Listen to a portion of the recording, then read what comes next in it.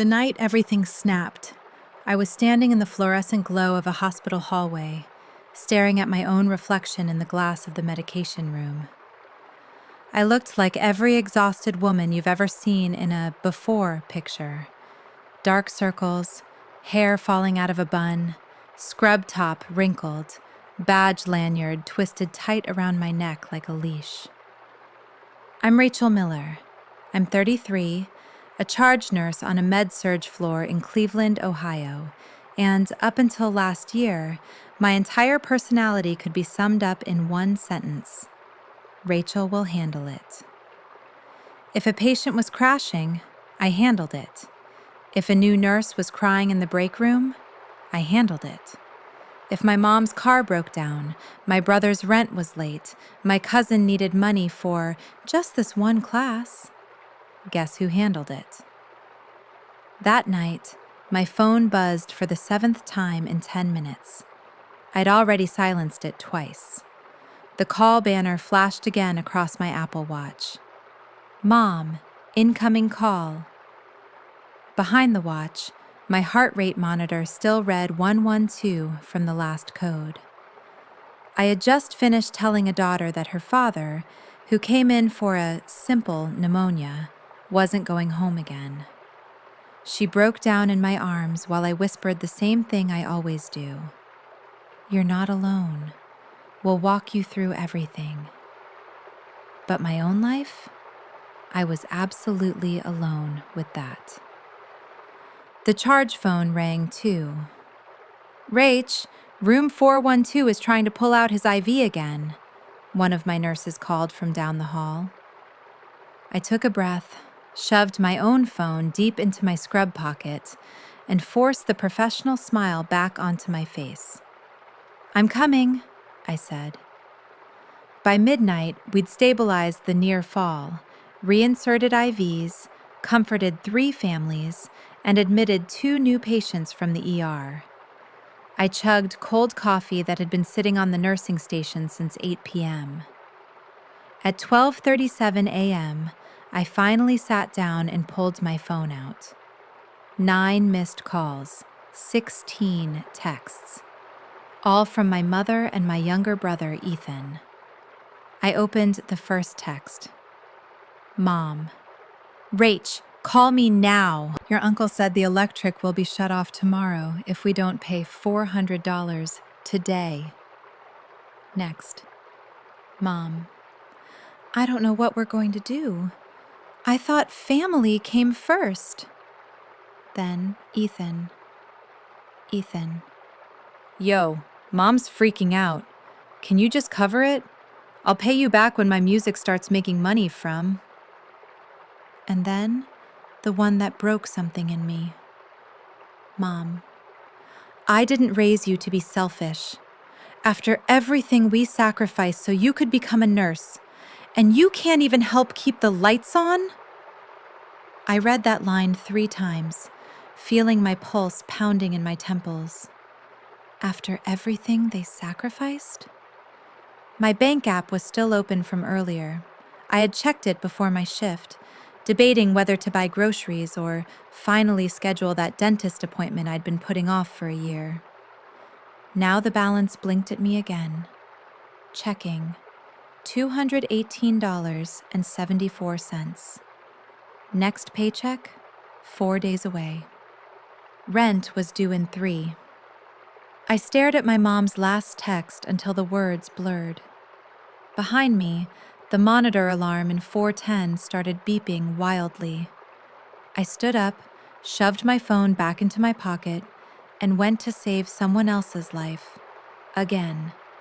While the people who shared my DNA framed me as the villain for not fixing their latest crisis on demand. I didn't know it yet, but that was the night I stopped being their emergency fund and started taking my life back. To understand how I got there, 33, no savings, constant overtime, and a family who treated my paycheck like a communal resource, you have to know a few things about how I grew up. I'm the oldest of 3, me, Ethan, and our baby sister, Lily. We grew up on the east side of Cleveland, in a 2-bedroom rental that somehow squeezed 5 people and a rotating cast of relatives onto couches and floors. My mom, Karen, loved to tell the story of how she gave up her dreams when she had me at 21. "You were the best thing that ever happened to me," she'd say, ruffling my hair. "But make no mistake, if it weren't for you, I'd be living in New York right now, doing PR for celebrities." My dad, Mike, worked construction when there was work and drank when there wasn't. He wasn't a monster. He just disappeared. Into the garage, into ESPN, into 6-packs of Coors. From the time I was 8, it was clear who was supposed to keep everything running. When Lily cried at 3 a.m., my mom yelled, "Rachel, get your sister!" When Ethan forgot his homework, "Rachel, why didn't you remind your brother?" When the electricity bill came and there wasn't enough to cover it, my mom would sigh dramatically and say, "If I had been able to finish college, this wouldn't be our life." She didn't say it was my fault. She didn't have to. At 12, I was cooking dinner, packing lunches, and signing my own permission slips because there wasn't time for anyone else to care. By high school, I had a part-time job at Target, stocking shelves until midnight. My paychecks went toward groceries when food stamps ran low, gas for my mom's car, field trip money for Lily, cleats for Ethan because he has real talent, Rach, and we can't let money hold him back. When I got into Ohio State on a partial scholarship, my guidance counselor cried and hugged me. My mom's reaction? "Oh, thank God. You'll be a nurse, and then we'll finally be okay." We, not you. Looking back, this was the first time my future income was treated like a family asset instead of my own survival. At 18, I signed the student loan papers by myself at the kitchen table while my mom watched. "You're so lucky," she said. "My parents never helped me with college." Funny, because as my hand cramped signing my life away, it sure didn't feel like anyone was helping me either. College was 4 years of classes by day, night shifts at a diner, and sending home money whenever my mom texted things like, "They're going to tow the car. We're short on rent again. Your brother needs new cleats or he'll be benched." I lived off ramen and expired yogurt from the campus food pantry, so I could cash app $100 here, $50 there. The first time I said no, I was 21. It was finals week. I had 3 exams, a clinical rotation, and I'd picked up extra shifts because the landlord was threatening to raise the rent on our apartment back home. My mom called me sobbing. "I just don't know what we're going to do. The cable company's going to shut us off." I was sitting on the floor of my dorm room, surrounded by flashcards and coffee cups. "Mom," I said carefully, "I've already sent all I can this month. I have $14 until payday. I literally cannot help." There was a beat of silence. Then, in that quiet, disappointed voice that she knew cut deeper than any yelling, "Wow. I never thought I'd see the day my own daughter would turn her back on family. After everything I did for you, Rachel."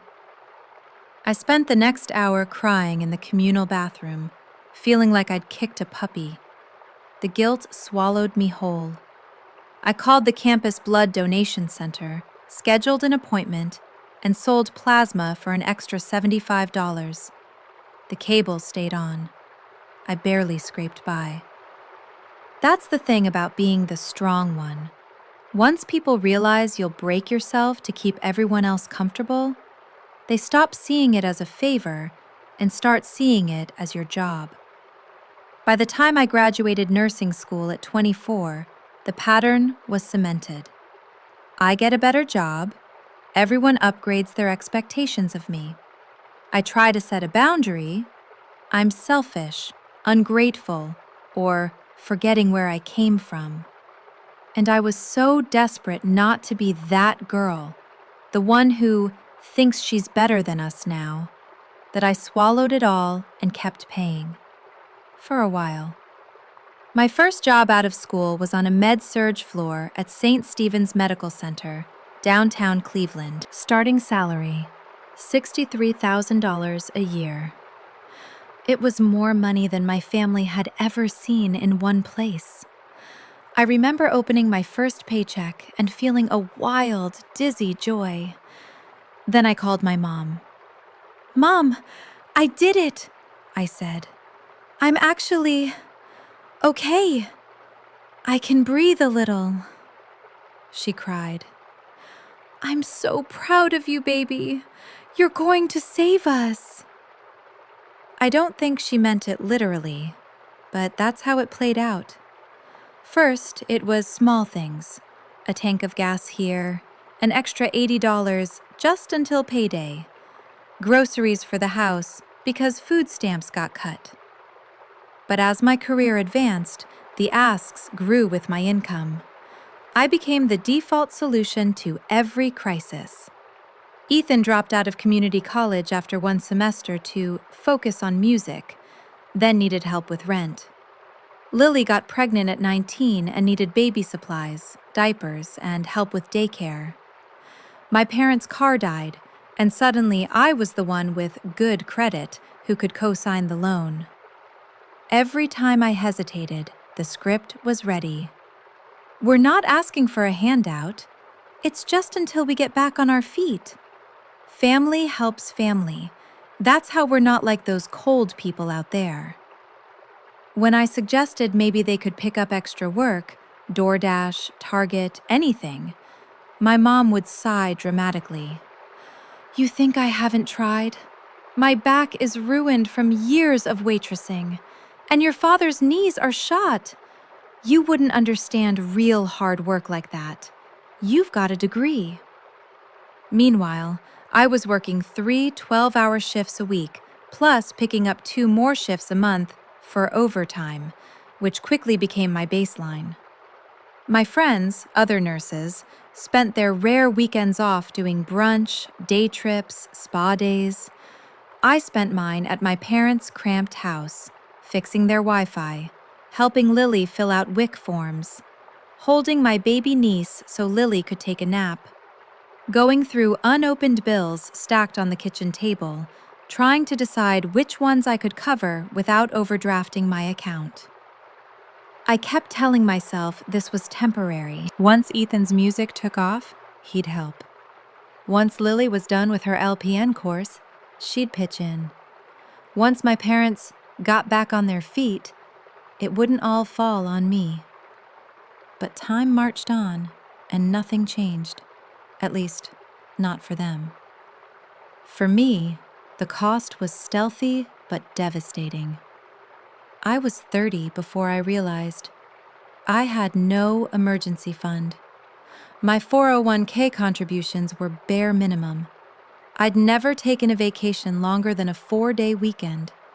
My car had 180,000 miles on it and needed work I couldn't afford. But my family was used to DoorDash 3 times a week, holidays with overflowing tables, unlimited streaming subscriptions, Ethan's studio equipment, Lily's baby's designer outfits, because she deserves nice things. All of it, one way or another, subsidized by me. The first big crack in the illusion came when my landlord announced he was selling the building where I rented a small 1-bedroom apartment. "You'll have to move by the end of the lease." He handed me the letter, apologetic. "I'm sorry, Rachel. You've been a great tenant."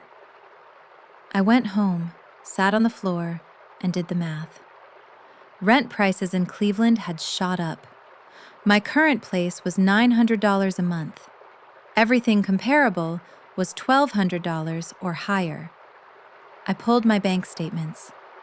Over the last 12 months, I had sent my family, through Zelle, Cash App, Venmo, paying bills directly, just under $11,000.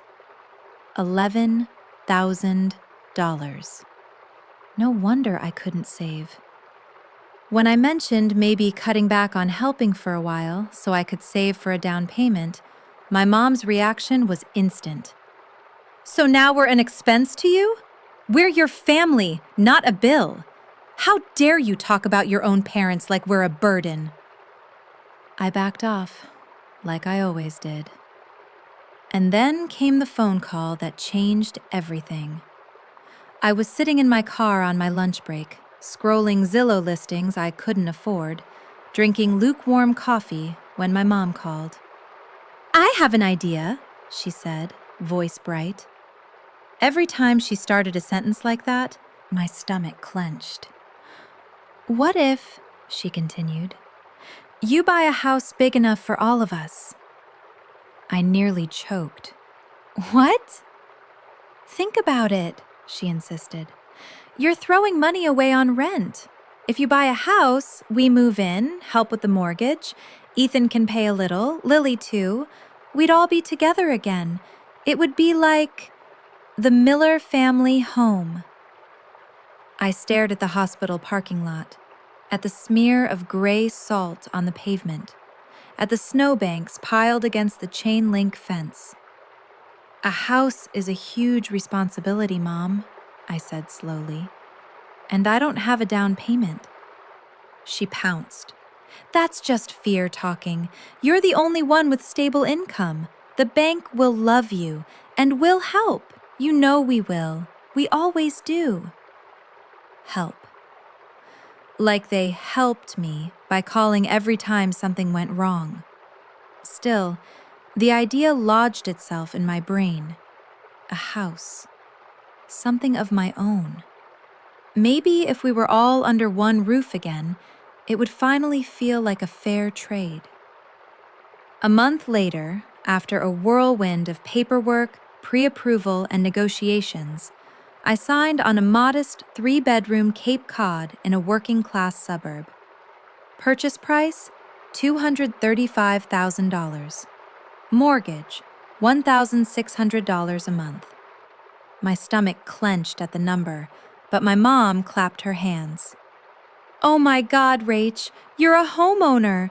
We're going to make so many memories there." They moved in 2 weeks later. My childhood family home was reborn, this time on my dime. And if you're wondering whether they actually helped with the mortgage the way they promised, we're getting there. The first few weeks in the new house felt hopeful. We split up rooms. My parents took the master because your father's back can't handle a small bed. I took the smaller bedroom upstairs. Ethan and Lily shared the third room at first, until Lily moved her baby's crib into my room because he sleeps better with you. I told myself it was temporary. We made a big Sunday dinner that first weekend. Mom cooked pot roast. Dad actually fixed a broken cabinet door without complaining. Ethan mowed the lawn. Lily cleaned the bathroom. It felt like maybe, finally, we were going to share the load. Then life crept back in. Within a month, my parents' contribution to the mortgage was a $200 transfer that bounced twice. Ethan's share became mowing the lawn and thinking about getting a part-time job. Lily's childcare payments were vague promises she'd buy groceries next time. Meanwhile, the actual mortgage payment came out of my account like clockwork. I tried to talk about it calmly one night. We were in the kitchen. The baby was in a high chair smearing sweet potatoes everywhere. My mom was scrolling Facebook. My dad was half watching a game. I cleared my throat. "Hey, we need to talk about money for the house." My mom sighed before I even finished the sentence. "Oh my God, are we doing this again?" she said without looking up. I told you, your father's hours got cut. Things are tight. I get that, I said, fighting to keep my voice level. But the bank doesn't care. The mortgage is in my name. If it doesn't get paid, it's my credit that gets destroyed, not yours. We agreed when we moved in. We agreed we'd be a family, she snapped. That we'd help each other. You're the one with the good job. We can't all be nurses, Rachel. My dad cut in then, eyes still on the TV. Relax. You're making it sound like we're freeloading. I did the gutters last weekend, didn't I? That was the moment something inside me sagged. They truly didn't get it. To them, chores and being there counted as equal contributions to thousands of dollars in monthly bills. To me, it felt like I was slowly being buried alive under everyone else's help.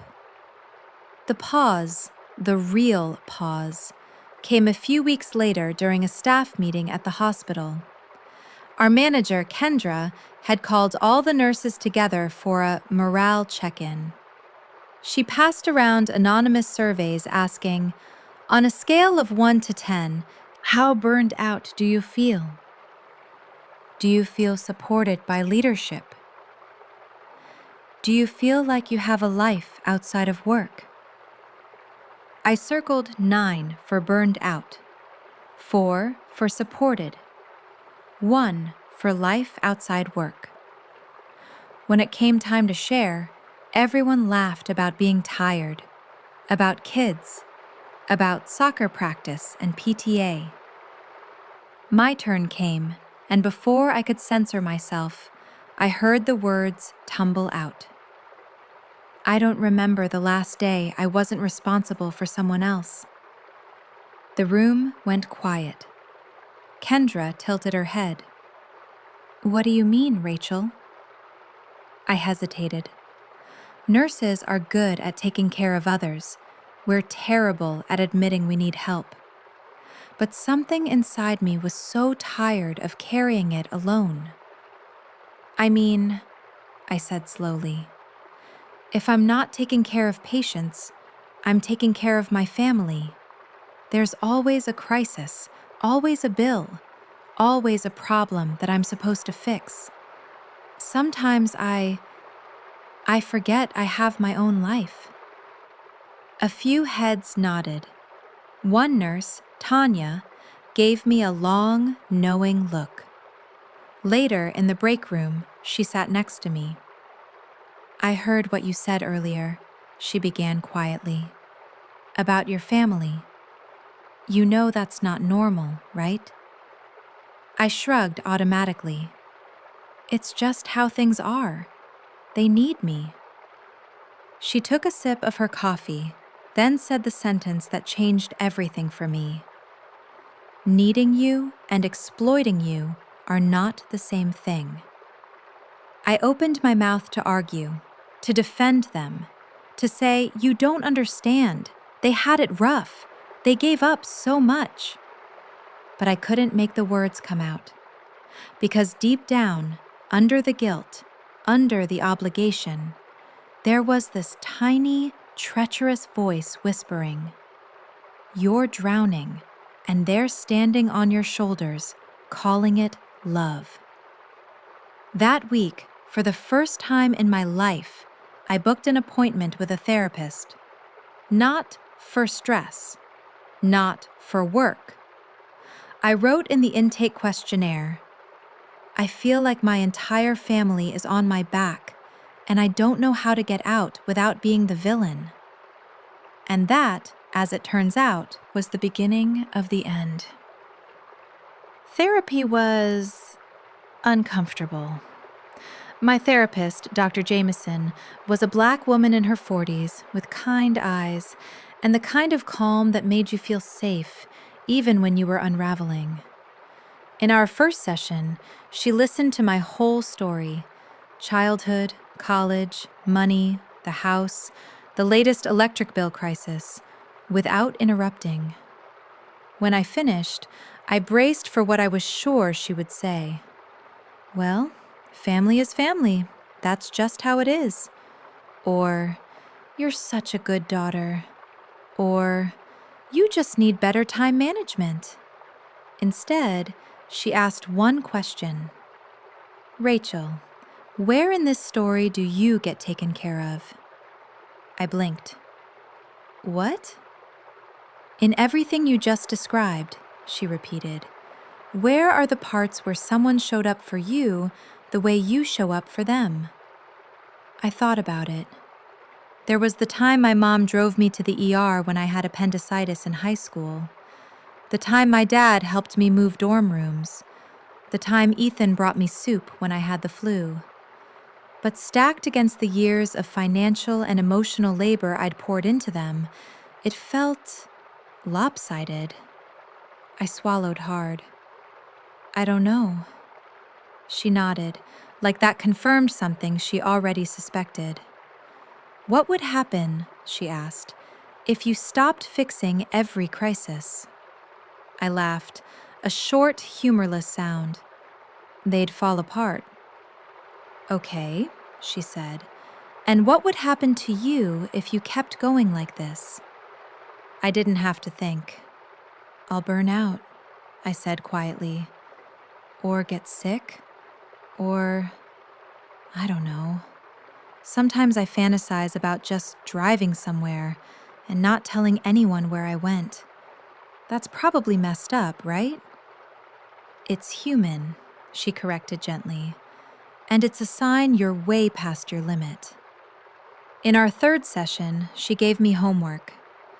For the next 2 weeks, I want you to say no to one thing your family asks you to do. Just one. Nothing catastrophic, something small. And then come back and tell me what happens. It sounded simple. It was not simple. The test came sooner than I expected. 3 days later, I had my first 3-day weekend in months. I'd requested it specifically to rest. No overtime, no picking up shifts. I had a plan. Sleep in, make actual breakfast instead of hospital vending machine food, maybe read a book that wasn't about disease, take a walk by the lake, do literally nothing urgent. At 8:13 a.m., my door flew open. I shot up in bed, heart racing.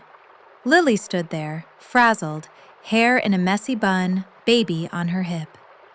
Oh, thank God you're up, she said. Without even acknowledging she'd just busted into my room uninvited. Can you watch Noah? I picked up a double at the diner, and Mom said she has to go to the salon because she hasn't had her roots done in months, and she's depressed. My mouth opened automatically to say, of course. Then I remembered my homework. I took a breath. I can't today, I said, my voice shaking a little. I need to rest. I'm exhausted, Lily.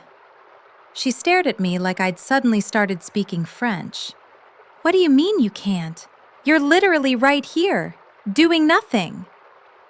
I'm recovering, I said, hating how weak it sounded.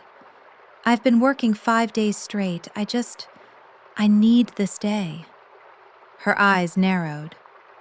Wow, she said slowly. Must be nice. Some of us don't have the luxury of taking recovery days. Some of us have to think about other people. She shifted Noah on her hip. He reached for me, chubby hands grabbing the air. Look, she snapped. He wants you. He loves you. And you're just going to say no? Guilt twisted in my chest. Everything in me screamed to cave. But under that was something else now. A thin steel wire of anger and self-preservation. I gripped the comforter tighter. I'll watch him another day, I said. But not today. I'm really sorry, Lily. You'll have to figure something else out. Her jaw dropped. Unbelievable, she hissed. Mom was right. That diploma really went to your head. She turned and stormed out, baby still whimpering, and my heart cracked a little with every step she took down the hall. I spent the next hour sitting on my bed, shaking, fighting the urge to chase her down and apologize. Instead, I texted my therapist. "I did it. I said no. It feels like I just kicked a puppy." Her reply came a few minutes later. "Dr. Jameson, of course it feels awful. You're breaking a pattern that's been there your whole life. Sit with the discomfort. It won't kill you. It might save you." Lily ended up calling our cousin to watch Noah. The world did not end. But inside the house, the temperature dropped by 10 degrees. My mom gave me the silent treatment for 2 days. My dad huffed around, slamming cabinets. Ethan muttered under his breath about people who forget where they came from. Still, I survived. And the tiny spark of freedom that lit up in my chest that day, I couldn't unknow that feeling. So the next time my mom texted, "Can you spot us $300 for groceries? I'll pay you back Friday," I replied, "I can send $50. That's all that fits my budget this week." She called in a fury. "Budget? Since when do you have to budget? You're the one with the good job." I took a deep breath. Since I'm the one responsible for the mortgage, my own bills, my car, my retirement, and apparently everyone else's emergencies, I said, voice steady. "I can't do it anymore, Mom. Not like before." There was a long silence, then ice cold. "I didn't realize our survival was such a burden to you." She hung up. I let her. And that was the decision point. Not a single explosive moment, but a series of small, shaky no's that added up to the first real yes I'd ever given myself. Deciding I couldn't keep living like this was one thing. Actually changing it? That required a plan. I'm a nurse. When a patient comes in crashing, we don't just say, "This is bad," and walk away. We assess, prioritize, and act. So I treated my life like one of my patients. Step 1, according to Dr. Jameson, was information. "Right now, your family deals in feelings," she said during one session. "Guilt, obligation, fear. We're going to look at facts."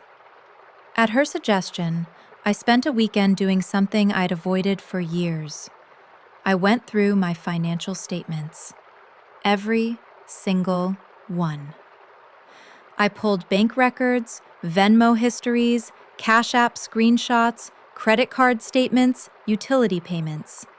I made a spreadsheet titled, "Money I Have Given My Family Last 5 Years." The numbers were worse than I imagined. Bail money for Ethan when he got picked up for driving with a suspended license. Paying off an old payday loan my mom had taken out to keep the house from being taken. Covering Lily's hospital bill when her Medicaid lapsed during pregnancy.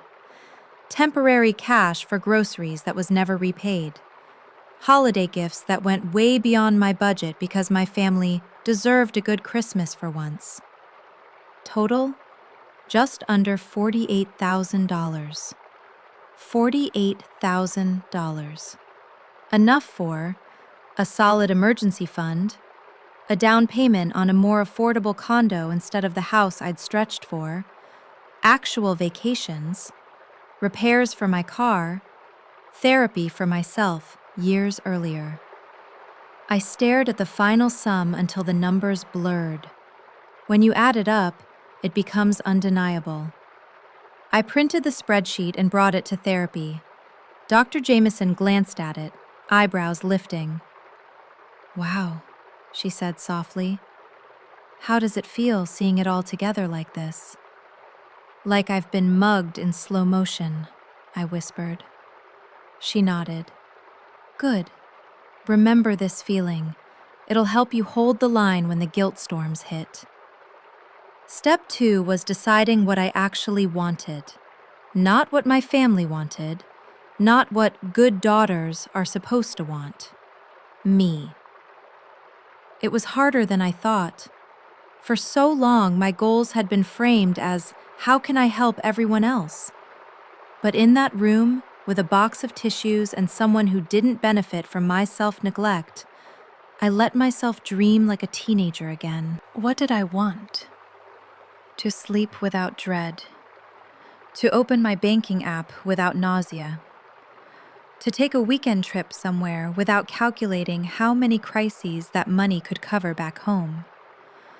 To live in a space that felt like mine, not a communal crash pad I paid for. To feel like my work went to building a life, not patching a sinking ship I didn't poke holes in. So what needs to change, Dr. Jameson asked, for that to be possible? I knew the answer before she finished the question. They need to move out, I said. The words hung in the air, electric. And you need to stop being their safety net, she added gently. I nodded, throat tight. Step 3 was logistics. I met with a financial counselor through the hospital's employee assistance program. She helped me create a realistic budget that didn't include MISC emergency for family as a permanent line item. Figure out how much rent I'd need from my family to make the house sustainable if they stayed. Identify a timeline for repairs and savings if they moved out. Understand my rights as a homeowner with adult relatives living there. That last part led to an uncomfortable discovery. Legally, my family were tenants, even without a formal lease. If they refused to leave, I couldn't just kick them out without notice. I'd have to go through proper eviction procedures. My stomach twisted at the idea of evicting my own parents. But my counselor's response was blunt. Right now, they're evicting your future, she said. Which one are you willing to live with? The final step was planning the conversation. I didn't want an ambush. I also knew that if I gave them too much warning, they'd rally the entire extended family into a pity campaign.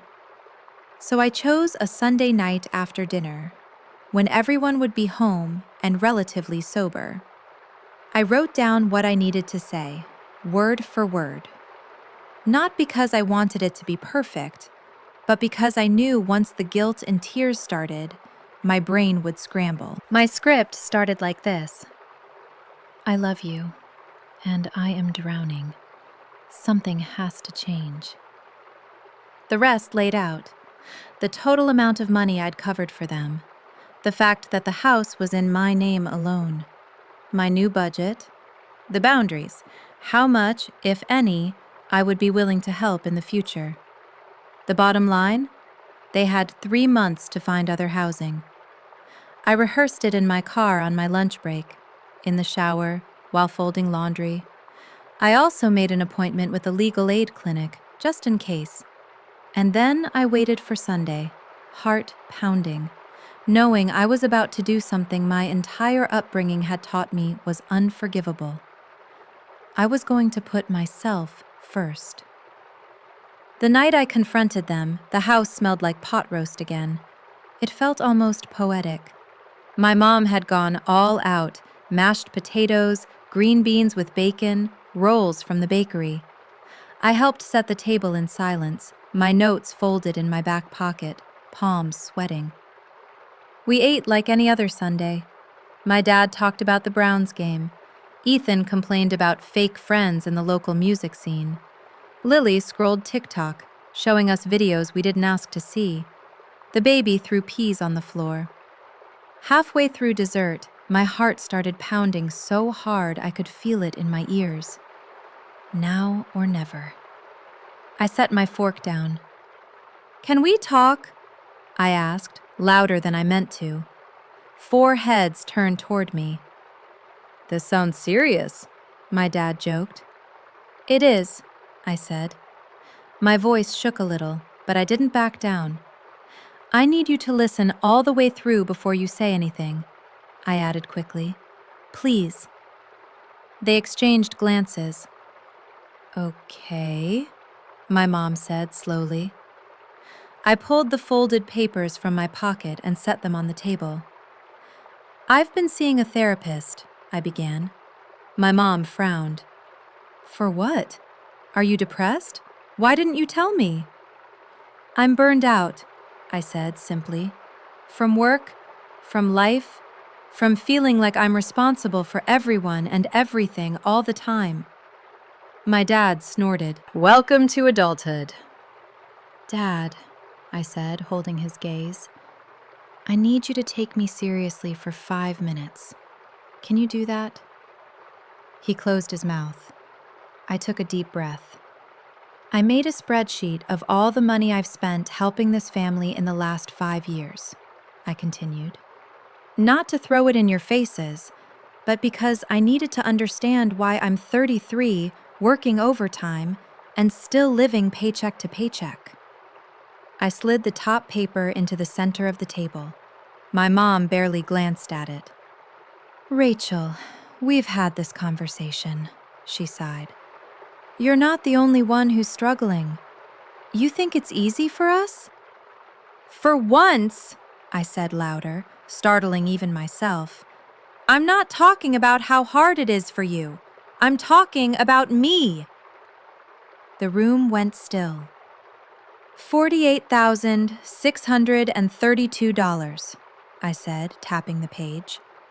That's how much I've paid in bail, bills, groceries, loans that were never repaid, and emergencies that somehow always landed in my lap. Ethan shifted uncomfortably. That's an exaggeration, my mom scoffed. It's not, I said. It's math. I looked at each of them in turn. I love you, I said. That hasn't changed. But I cannot keep living like this. I can't be the only adult in this house who takes responsibility for money, for planning, for consequences. Are you saying we don't do anything? My dad demanded, defensiveness flaring. I work. You work when you feel like it, I cut in before I could stop myself. And the mortgage is still drafted from my account, every month, no matter what kind of month you've had. My mom's eyes narrowed. So what? You want us to start paying you rent like you're some stranger? Yes, I said. Or more accurately, like adults who live in a house they don't own. Stunned silence. I swallowed. Here's what I've decided, I said.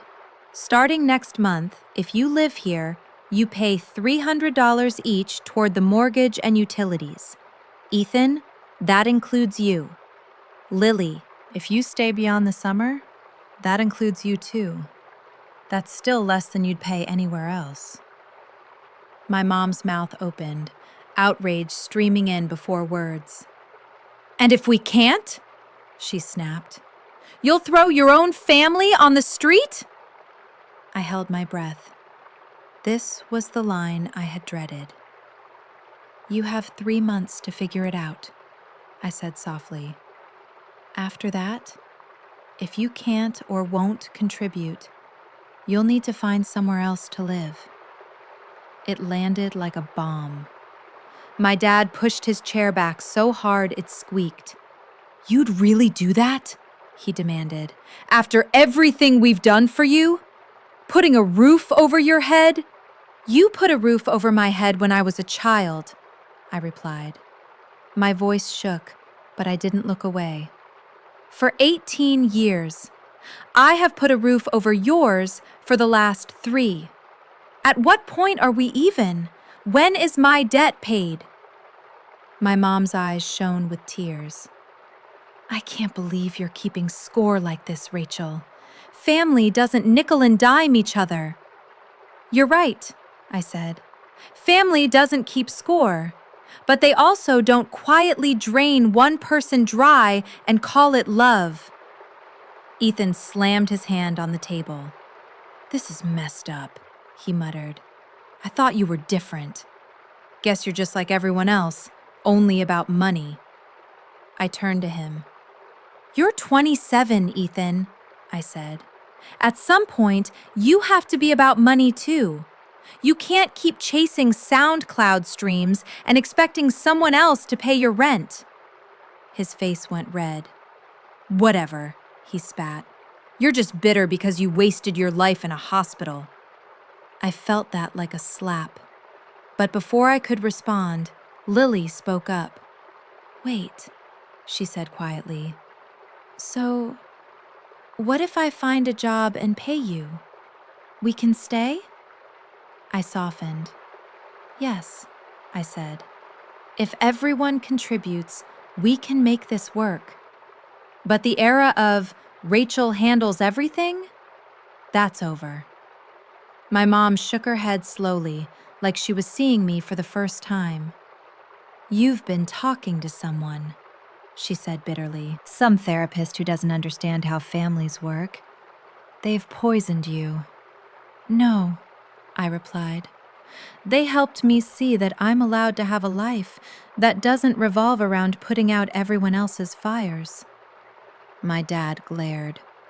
"We're not going anywhere," he said firmly. "You think you're going to kick your own parents out? Go ahead. Tell the judge that. See how that looks." I swallowed. "I've already talked to a lawyer," I said quietly. "I know how it looks. I also know my rights. I'm hoping it doesn't come to that, but if it does, I'll still sleep at night." My mom gasped like I'd stabbed her. "You're heartless," she whispered. "I don't even recognize you." Tears burned my eyes, but I refused to let them fall. "I recognize me for the first time in my life," I said. I stood up, hands trembling. "You have the numbers," I said, nodding to the spreadsheet. "You have the timeline. I'm happy to help you figure out options, public housing, cheaper rentals, budget plans. But the era of me quietly breaking myself to keep everyone comfortable is over." I turned and walked to my room. Behind me, the argument erupted, voices rising, accusations flying, chairs scraping. I closed my door. For the first time, I let their anger happen on the other side of it. I didn't rush back out to soothe, to apologize, to explain. I sat on my bed, heart pounding, and let the guilt crash over me like a wave. And then, like waves do, it receded, leaving behind something new. Not happiness, not yet, but a clear, quiet certainty. I wasn't wrong to ask for reciprocity. I wasn't wrong to protect my future. The aftermath played out exactly like my therapist warned me. My mom called every aunt, cousin, and neighbor, telling them I was throwing my own parents out because she thinks she's better than us now. I got texts full of Bible verses about honoring your father and mother. An uncle left me a voicemail calling me ungrateful and saying I'd regret this when my parents were dead. I forwarded the worst of them to Dr. Jameson. "This is what we call extinction burst," she explained in our next session. "When you finally refuse to play a role, people panic and double down. It doesn't mean you're wrong. It means the system is trying to pull you back in." The karma, if you want to call it that, didn't come as some dramatic cosmic punishment. It came in small, predictable ways. My dad finally got serious about work when the landlord of a condo complex said, "We don't rent to people without verifiable income." My mom stopped mocking my budget when she realized she had no idea how to read a lease or compare utilities. Ethan moved in with a friend after I told him bluntly that exposure doesn't pay for heat. Lily, to my surprise, started picking up extra shifts at the diner, and asking me genuine questions about budgeting. It wasn't perfect, it wasn't neat, but the center of gravity shifted. For the first time, I was not the only adult in the room, and as the weight lifted, something else finally had space to grow. My own life. It's been a year since that night at the kitchen table. In some ways, my life looks the same from the outside. I'm still a nurse at St. Stephen's. I still wear the same brand of scrubs, still drink terrible hospital coffee, still walk 6 miles a shift according to my watch. But inside, everything is different.